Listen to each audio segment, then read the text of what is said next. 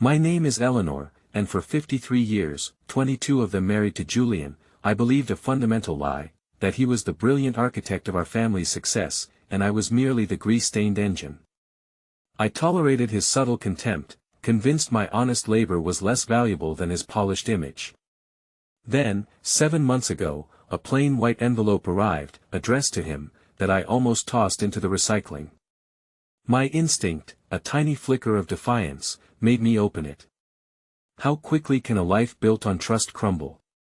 In a matter of weeks, I discovered he was systematically draining our shared assets. His wellness empire was a house of cards, and he'd embezzled over $1.8 million from clients. Julian, still adjusting his cufflink with a self-satisfied smirk, had no idea that the final divorce decree he just signed was actually the trigger, not the victory. He had no idea his carefully constructed world was about to implode, not until his attorney's frantic call, just 10 minutes later. Before I do, take a moment to like and subscribe, but only if this story earns it. Drop your city and your local time in the comments. I like knowing who's out there.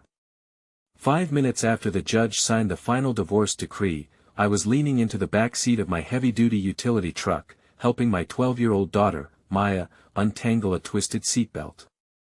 The air in the courthouse parking lot in downtown Tacoma was thick with the scent of salt water, diesel exhaust, and the heavy, humid heat of late July. It wasn't how I had envisioned the end of my marriage. Not after 22 years. Not after 2 daughters. Not after building a life from the absolute ground up. The summer sun beat down mercilessly on the cracked asphalt, reflecting a blinding glare off the windshields of the parked cars. My work shirt, stiff with the faint, permanent scent of industrial degreaser and metal polish, was already sticking to my back. My left shoulder throbbed with a dull, familiar ache. Years of lifting heavy commercial kitchen hoods, dragging suction hoses, and scraping grease traps had taken their toll, and the recent physical therapy had done little to ease the strain of decades of physical labor. My older daughter, Chloe, climbed into the passenger seat without a word.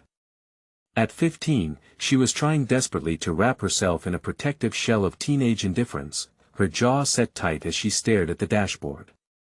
Maya finally settled into the back, her small hands clutching a worn stuffed animal.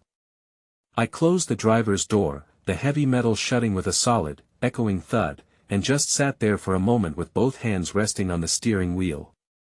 The steering wheel was worn smooth at the top, a testament to the thousands of miles I had driven to commercial kitchens across the Pacific Northwest while Julian was building his polished image. In the side mirror, the courthouse was still visible, an imposing structure of gray stone and glass. It was strange how a building could look so utterly ordinary, so completely detached, while the entire foundation of your life was being dismantled inside its walls. To the lawyers and clerks, we were just case number 42 on a Tuesday docket. To us, it was the day the music stopped. A quiet voice broke the silence from the back seat. "Mom." I turned slightly, resting my arm on the headrest. "Yeah, sweetie. Are we still a family?" I looked down at the ignition key, the heavy brass ring holding the keys to my shop, my utility truck, and the modest rental house we had moved into 3 months ago in Springboro. Of all the questions I had prepared myself to answer that day, that was the one that caught in my throat. I cleared my throat, forcing my voice to remain steady. "We always will be, Maya. Just a different kind of family. But we aren't going anywhere." It wasn't a perfect answer, but it was the only truth I had to offer. Neither of them spoke as I turned the key, the diesel engine roaring to life with its familiar, rugged vibration. We pulled out of the lot and headed toward the highway, joining the steady flow of traffic crossing the high, sweeping span of the bridge toward Gig Harbor. The air conditioner hummed, blowing lukewarm air that gradually cooled, and a quiet acoustic melody played from the worn dashboard speakers. Everything looked normal. The water of the Puget Sound glinted below us, dotted with container ships and distant sailboats. Yet, beneath the surface, nothing was the same. My ex-husband had walked out of that courtroom with our family home, the beautiful, custom-built Craftsman overlooking the bay. He had secured the bulk of our liquid savings and a settlement structure that had made my attorney pace the floor in frustration. To the wealthy social circles of our coastal town, he was also walking away with the better narrative. He was the visionary co-founder of a rapidly expanding luxury wellness brand, a refined man who had simply outgrown his hard-working but unrefined wife, a woman who spent her nights in the grease-stained kitchens of local restaurants. And in truth, there was a sliver of reality in that caricature. I had spent over 2 decades believing that keeping my head down and managing the dirty, unglamorous side of our lives was my contribution to our future. I worked the late-night shifts, managed the grueling logistics of my father's old maintenance business, missed social gallery openings, and told myself that once the business stabilized, we would find our way back to each other. But the future Julian envisioned didn't have room for a woman with calloused hands. A sharp, double vibration buzzed from Chloe's lap. She looked down at her screen, her shoulders instantly tensing. She stared at the display for a long, agonizing moment before turning the screen toward me. "You should probably see this," she said, her voice barely a whisper. I glanced over at the screen while stopped at a red light.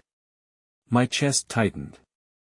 It was a group photograph, capturing a long table filled with radiant, laughing faces at a high-end waterfront restaurant. There was Julian, looking tanned and immaculate in a linen blazer. Next to him was Victoria, the pristine wellness instructor he had insisted was merely a brand consultant until the paperwork was served. Her sister, her brother-in-law, and several prominent local investors were all raising crystal glasses of champagne toward the camera. Everyone was smiling. The text beneath the image read, "To new beginnings and unlimited horizons." It was clear nobody had intended for Chloe to see it. One of her cousins had carelessly shared the image to a shared family folder, forgetting that the girls were still linked to the account. For a fraction of a second, a hot wave of anger flared in my chest. It wasn't because they were celebrating, it was the sheer, reckless impatience of it. They couldn't even wait for the sun to set on the day our daughters' lives were legally split in half. Then, Maya leaned forward from the back seat, her eyes wide. "Is Dad with Victoria?" Children possess an incredibly sharp, quiet radar. They absorb the unspoken truths we try so hard to shield them from. I met Chloe's guarded gaze, then looked back at the road as the light turned green. "Your father is making his own choices right now," I said carefully, choosing each syllable like a stepping stone across a deep river. "And we are making ours." Maya nodded slowly, though her expression remained unconvinced. We stopped at a quiet service station overlooking the water about 20 minutes later. The girls wanted cold drinks, and I needed a cup of black coffee to cut through the exhaustion settling deep into my bones. As I stood by the counter, holding the warm paper cup, my phone began to vibrate in my pocket. The screen displayed my attorney's name, Richard. I stepped out onto the gravel side lot, away from the hum of the beverage coolers, before answering. "Richard? Is everything all right?" There was a distinct, uncharacteristic pause on the other end of the line.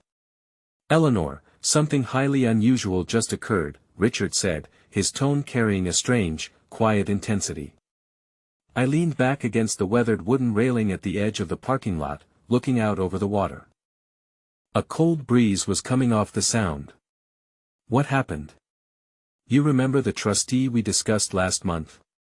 The one representing your father's old logistics accounts?" My pulse quickened, a sudden warmth rising to meet the cold breeze. "Yes. I remember."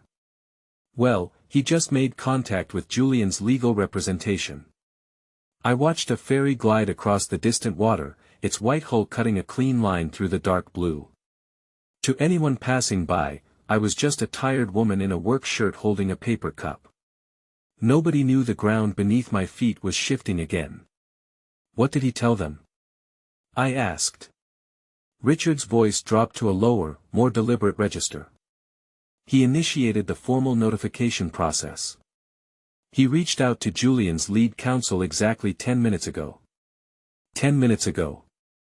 Precisely when Julian and his guests would have been ordering their entrees at the waterfront restaurant. What was the reaction? "I don't have the full picture yet," Richard replied, but apparently, his attorney had to abruptly excuse himself from a private lunch to take the call. He sounded incredibly rattled when he called my office back to confirm the details. I closed my eyes, letting out a breath I felt like I'd been holding for 7 long months. 7 months of enduring the pitying looks from neighbors. 7 months of staying silent while Julian's PR team painted him as the sole architect of our family's success. 7 months of letting them believe I was walking away with nothing but a failing, dirty maintenance route and a bruised ego. And now, the gears had finally begun to turn. Richard spoke gently through the receiver. "Ellie? Are you still there?" "Yeah," I said. "I'm here. Are you okay?" I let out a soft, dry laugh. It was the first genuine laugh that had escaped my chest in what felt like a lifetime. "No," I admitted, looking down at my worn boots. "Probably not. But I will be." When I climbed back into the truck, the girls were arguing over what kind of takeout we should get for dinner. It was a beautiful, mundane, completely normal argument. I listened to them banter, offering only brief, quiet agreements, letting the familiar rhythm of their voices wash over me. Part of me wanted to lose myself in the simplicity of the moment. But another part of my mind was already drifting backward, traveling 7 months into the past. Back to a rainy Tuesday afternoon in winter. Back to a plain, unmarked white envelope sitting on my kitchen counter. An envelope that had looked entirely insignificant. An envelope I had almost tossed into the recycling bin without opening. If I had thrown it away, I would have signed the settlement papers without a single question. I would have accepted the narrative Julian had crafted for us. I would have believed that his wellness empire was thriving, and that Victoria was just a harmless, elegant friend. Instead, I had opened that envelope, and the truth inside had changed the course of everything. 7 months earlier, my life still looked perfectly intact from the outside. If you had driven past our home in Gig Harbor, Washington, on one of those misty winter afternoons, you wouldn't have seen a single crack in the foundation. You would have seen a beautifully restored craftsman house nestled among the towering Douglas firs, a manicured lawn sloping gently toward the water, and my heavy-duty utility truck parked in the gravel driveway next to Julian's pristine luxury SUV. There was absolutely nothing to suggest that a 22-year marriage was quietly, systematically turning to ash. That is the terrifying thing about most slow-motion disasters. They rarely announce themselves with a sudden crash. Instead, they erode your life in silence, one grain of sand at a time, until you take a step and realize the ground beneath you has completely vanished. At the time, I was 53 years old and struggling to recover from a chronic rotator cuff injury. Decades of reaching upward to scrub industrial kitchen hoods, hauling heavy suction hoses out of restaurant basements, and scraping grease traps had worn down the joint. Some mornings, the pain was so sharp I couldn't lift my left arm high enough to brush my hair without tears springing to my eyes. I hated that physical limitation, not because of the pain itself, but because of what it represented. It made me feel old, slow, and disposable. When you are crossing the threshold of 50, in a town where youth and effortless physical perfection are treated like currency, feeling worn out can do strange things to your mind. Julian and I had been arguing more frequently, though arguing is probably the wrong word. Real arguments require a certain level of passion, a mutual desire to be heard. What we had was far worse. We had entered a phase of cold, polite silence, of short, transactional answers and conversations that withered and died before they could even begin. Looking back now, I can admit my own part in it. I wasn't entirely innocent. I had spent too many years entirely consumed by the day-to-day operations of my late father's business, Miller Commercial Hood and Grease Services. It was a gritty, unglamorous trade, but it was highly profitable. It was the business that paid off our mortgage, funded Julian's initial wellness ventures, and ensured our daughters had everything they could ever need. But it also took a massive toll on my time and energy. I worked late-night shifts when commercial kitchens were closed, managed complex logistics, and routinely came home smelling of industrial soap and old oil. Too often, I had convinced myself that my physical presence at social gatherings wasn't necessary as long as I was providing the financial bedrock for our family. It was a massive, quiet mistake.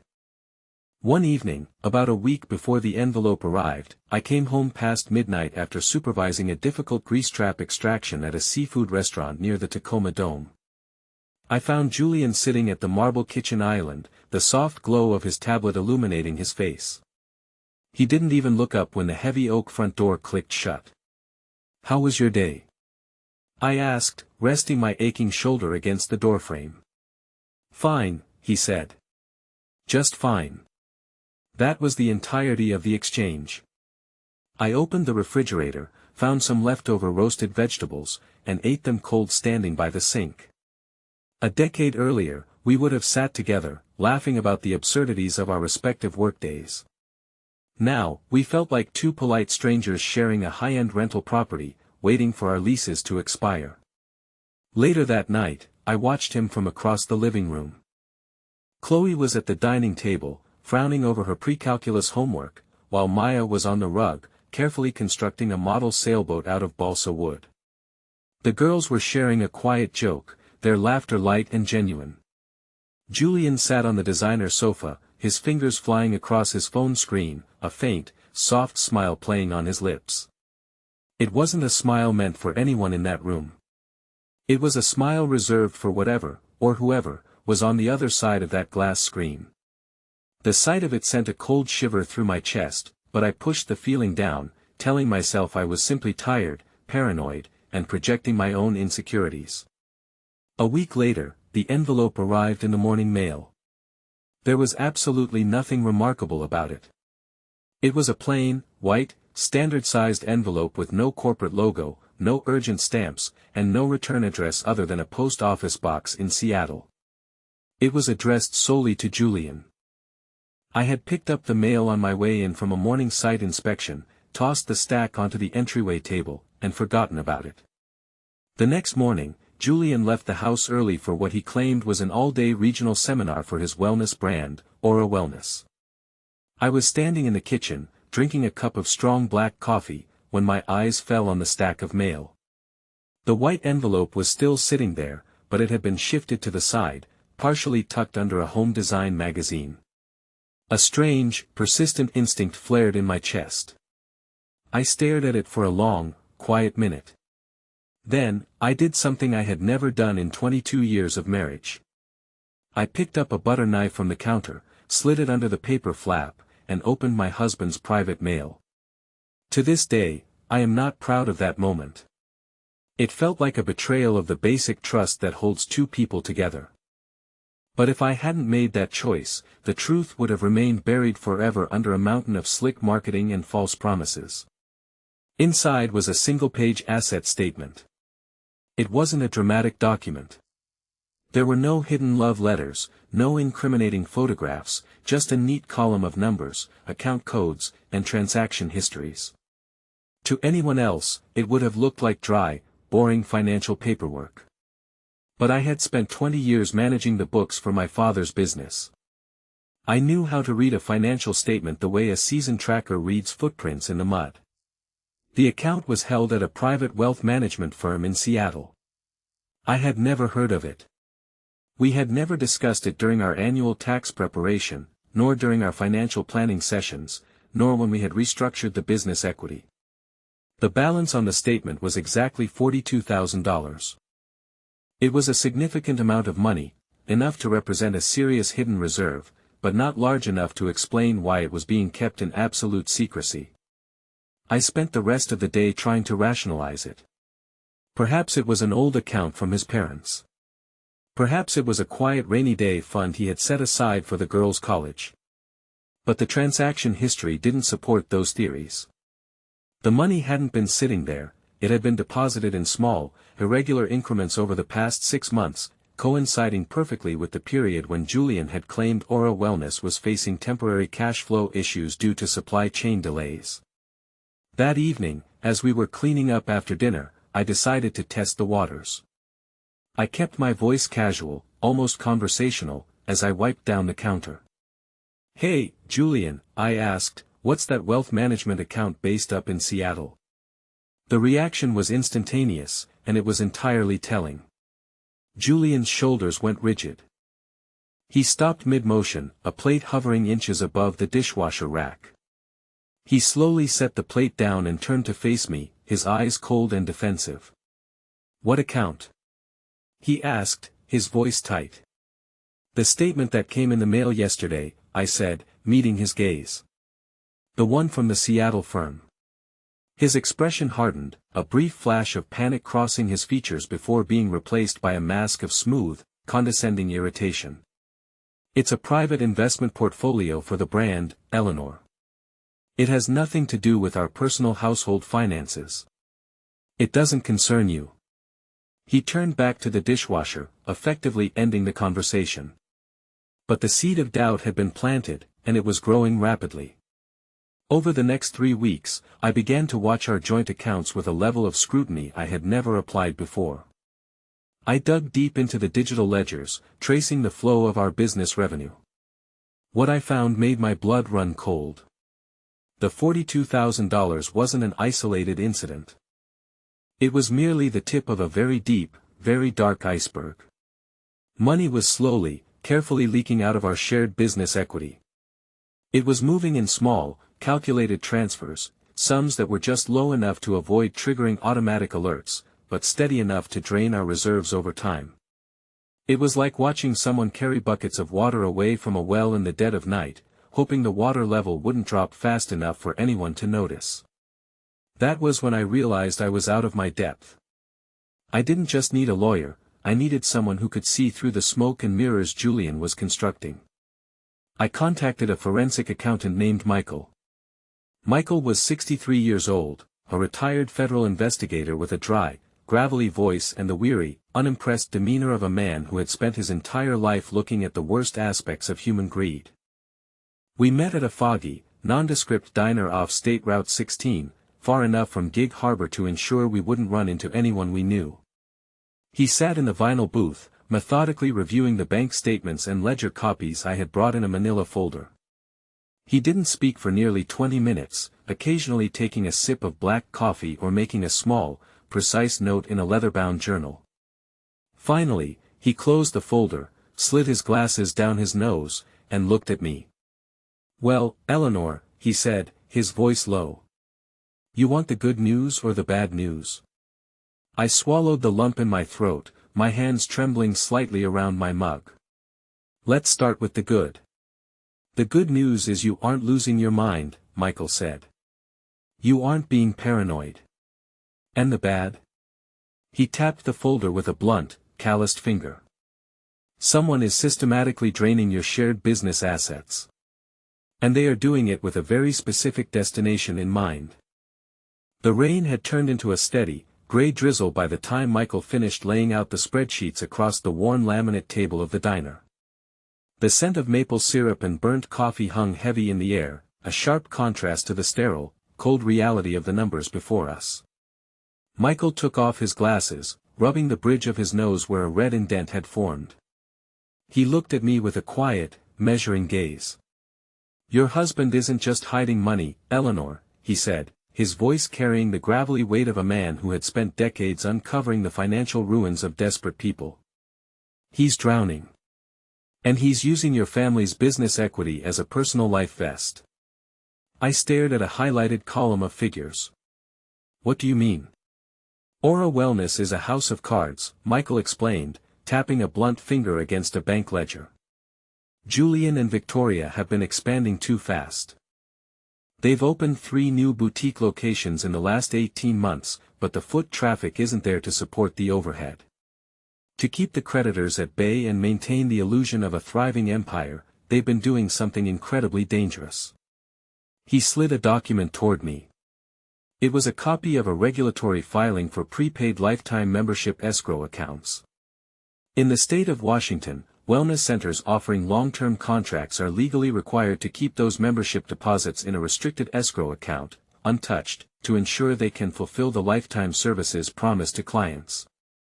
"They've been dipping into the escrow," I whispered, the realization hitting me like a physical blow.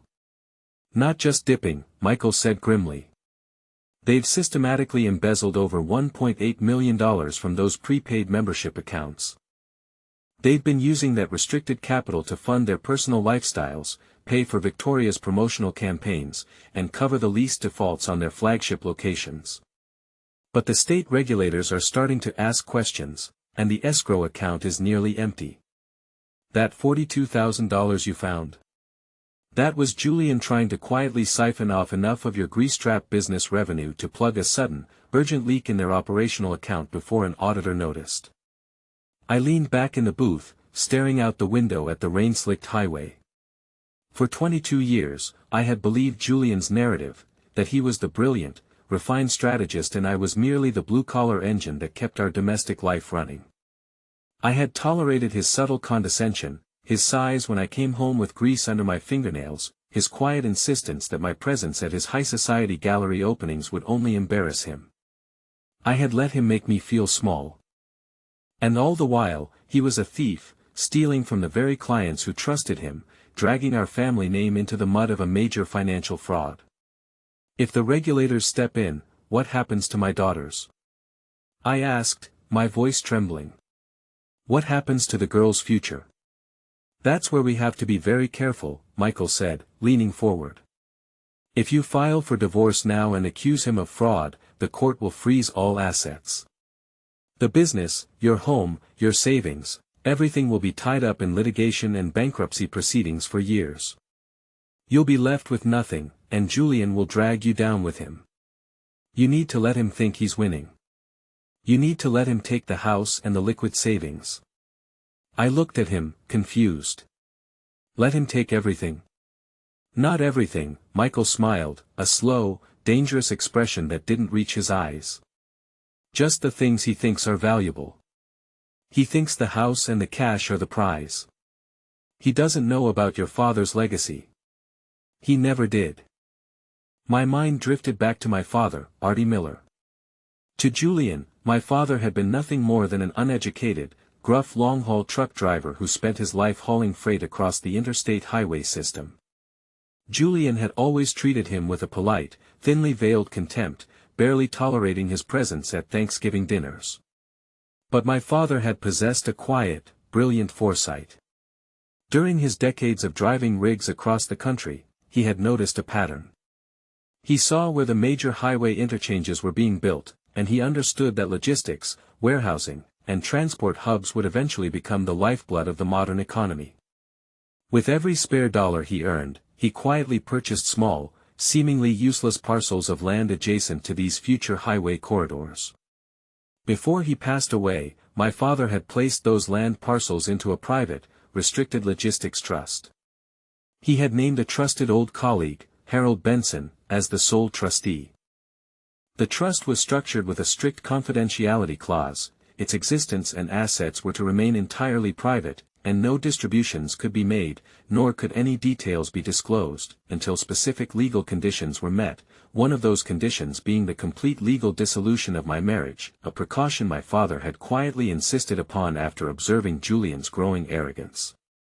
Julian had signed a standard premarital agreement when we wed, and during our divorce negotiations, his high-priced attorneys had insisted on a mutual release clause. They wanted to ensure that I could never make a claim against Aura Wellness or any of Julian's future business ventures. In their greed and haste to secure the family home and our immediate cash savings, they had drafted a sweeping, all-encompassing waiver. By signing it, Julian was also relinquishing any and all claims to my family's estate, inheritances, or trusts, assets he believed were non-existent anyway, assuming my father had died penniless. He has no idea, I said, the weight of the realization settling over me. None, Michael agreed. He thinks he's stripping you clean. He's so focused on the immediate payout that he's signing away his right to a fortune. Harold Benson contacted me last week. A major national logistics conglomerate has just offered to buy those highway interchange land parcels from your father's trust. The acquisition value is $3.5 million.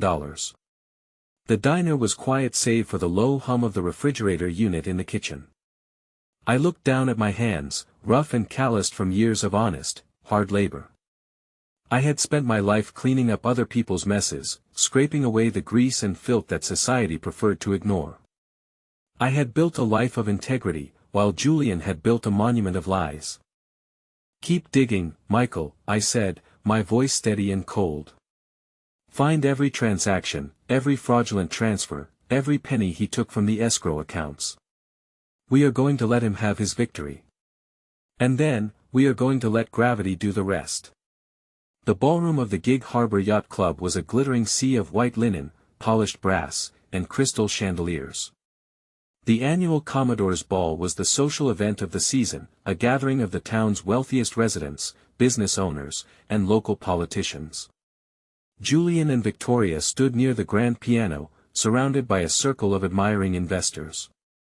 Julian looked relaxed and triumphant in a tailored tuxedo, a glass of vintage champagne held casually in his hand. Victoria was radiant in an emerald silk gown, her laughter ringing out across the room as she gestured toward a rendering of their proposed new wellness retreat on the big display board behind them. They were celebrating. The divorce had been finalized only 48 hours prior. Julian had secured the Craftsman home, the liquid investment accounts, and what he believed was absolute freedom. To the crowd, he was the picture of self-made American success, a man who had successfully navigated a difficult personal transition without losing his stride. I stood near the entrance of the ballroom, wearing a simple, dark navy dress that had sat in the back of my closet for years. I didn't belong in this room of glittering pretension, and I had no desire to. But Richard, my attorney, had insisted I attend. "You've spent 22 years building the foundation of this community, Eleanor," he had told me. "You don't hide in the shadows while they take a victory lap on your dime." As I watched the crowd, I felt a quiet, profound sense of detachment. The anger that had fueled me for the last 7 months had evaporated, replaced by a cold, clinical clarity. I knew what was coming. I knew that Harold Benson, the trustee of my father's estate, had initiated the formal notification process to Julian's legal team precisely 10 minutes after the divorce decree was signed. I saw Julian's lead attorney, a sharp-faced man named Vance, walk into the ballroom. He was checking his phone, his expression unusually tense. He scanned the room, spotted Julian, and began navigating through the crowd with a hurried, urgent stride. Vance reached Julian's side, leaning in to whisper something in his ear. Julian smiled, waving a dismissive hand, but Vance didn't back down. He grabbed Julian's elbow, his face pale, and pointed toward the quiet corridor leading to the private terrace. Julian's smile faltered. He set his champagne glass down on a passing waiter's tray and followed his attorney out of the room, Victoria trailing closely behind them, her brow furrowed in confusion. I walked slowly toward the glass doors of the terrace, standing just inside the shadow of the heavy velvet curtains. "What do you mean, a logistics trust?" Julian's voice was sharp, laced with a sudden, defensive panic. Artie Miller was a truck driver. He didn't have a trust. "He did, Julian," Vance's voice was tight, barely controlled. "And it holds the title to the 3 key commercial parcels your flagship wellness centers are currently leasing. Your father-in-law bought those strategic highway interchange lots 30 years ago." Julian scoffed, though his voice shook. "So what? We have long-term commercial leases on those properties. We're protected." "You don't understand," Vance said, his voice dropping to a harsh whisper. "The trust has just finalized a sale of those parcels to a major national logistics firm for $3.5 million. As part of the due diligence for the acquisition, the buyers audited the lease agreements. They discovered that the security deposits and lease option escrow funds Aura Wellness submitted, the funds you claimed were held in a secure, restricted account, don't exist. They've been drained." Julian went entirely still, the color draining from his face. "The buyers have already notified the state financial regulators," Vance continued, his voice trembling. "They're launching a formal investigation into escrow embezzlement. And because you signed the final divorce decree and the mutual release waiver 48 hours ago, you have absolutely no claim to the $3.5 million payout from the trust. It belongs entirely to Eleanor. You signed away your rights to the only asset that could have saved you from bankruptcy and criminal charges. Victoria stepped back, her eyes wide with a sudden, calculating horror. Julian. What is he talking about? What did you do with the escrow funds? Julian didn't answer. He stared at his attorney, his mouth opening and closing slightly, like a fish gasping for air. The polished, arrogant man who had spent years looking down on my work shirt and calloused hands had vanished, replaced by a hollow, terrified shell. I stepped out from behind the curtain, letting the soft light of the ballroom fall across my face. Julian turned, his eyes locking onto mine. For a long, silent moment, we just looked at each other. There was no triumph in my gaze, no anger, no gloating. Just the quiet, immovable weight of the truth. You knew, he whispered, his voice cracking. You knew the whole time. I didn't say a word. I simply turned and walked away, leaving him standing in the cold coastal air, surrounded by the ruins of his own deception.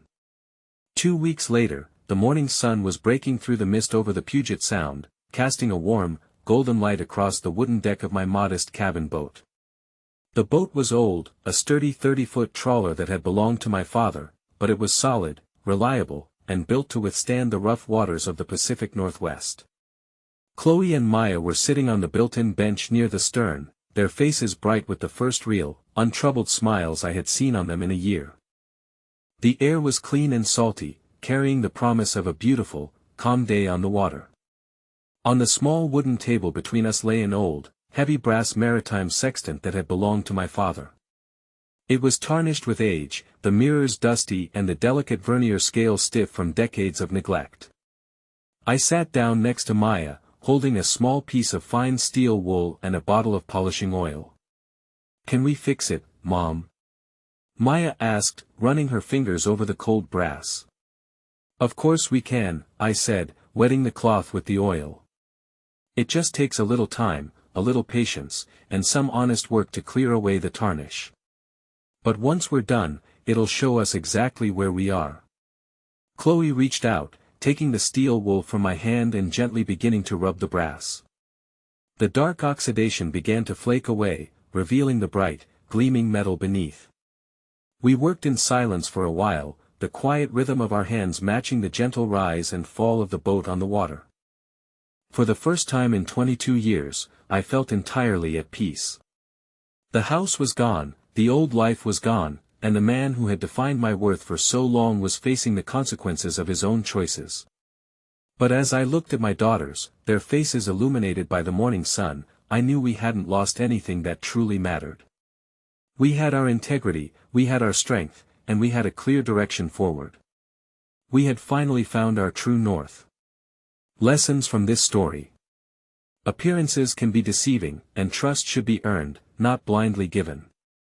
Underestimated individuals often possess hidden strengths and resources. Integrity and honest work ultimately prevail over deceit and greed.